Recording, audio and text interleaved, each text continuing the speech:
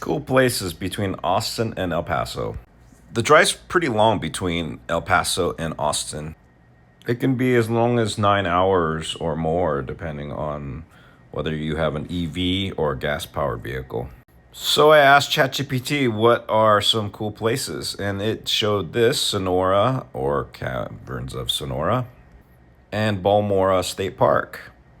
So I started looking into Caverns of Sonora, and I found, even though it looked really, really cool, unfortunately, the schedule, it could be anywhere from an hour and 15 minutes to an hour 45 for these different tours.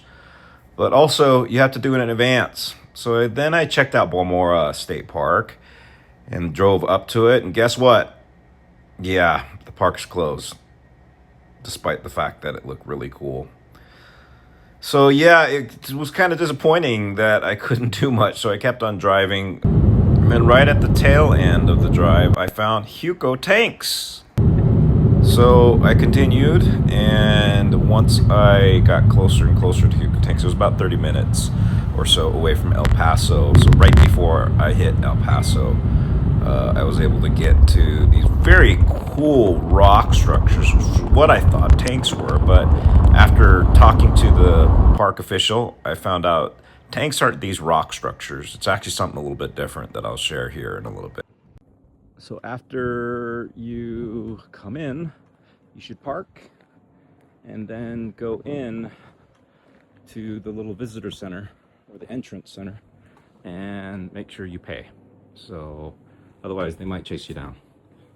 So just walk in there. And it's a Texas state park. So your national park fees or cards won't work. So just a heads up. And it wasn't that bad, just $7. I couldn't help but notice these signs about snakes. What do you think? Right here we are at the entrance of the chain, what is it, chain trail, which is the most popular part of Hugo Tanks. Here we are at the beginning. Looks like it'll take us a little while to get over there. Not sure how long.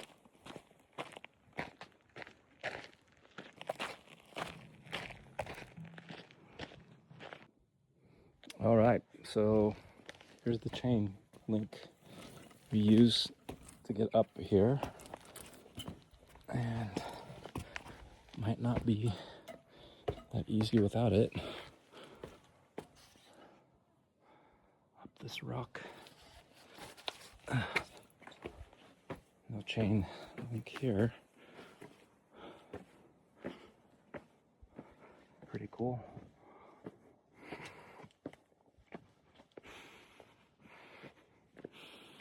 Guess we could walk different areas. Here we are.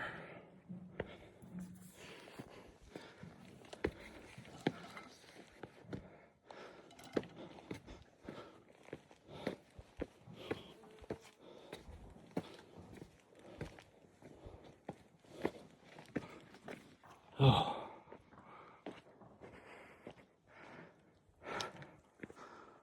So it's getting cooler and cooler looking, obviously, as we get higher and higher into this Hugo Tanks.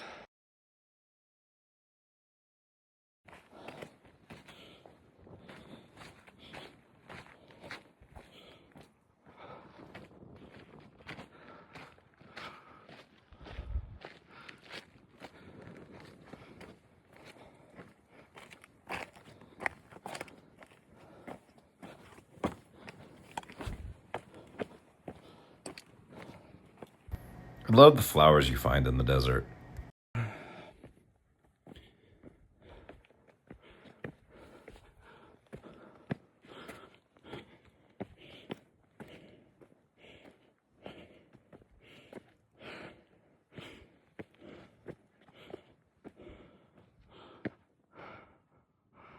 Okay, I did need two hands, so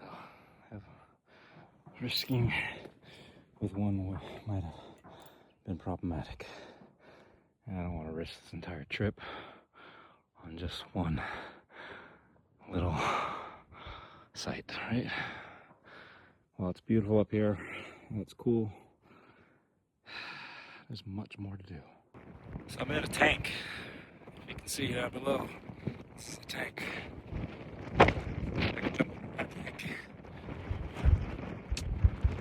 I don't know. It's getting windy up here though. Whew.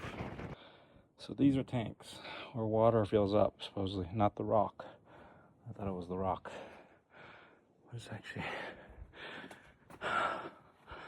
it's actually where water fills up. Can you hear that? There's a deer in here, hanging out in between all these rocks. All right.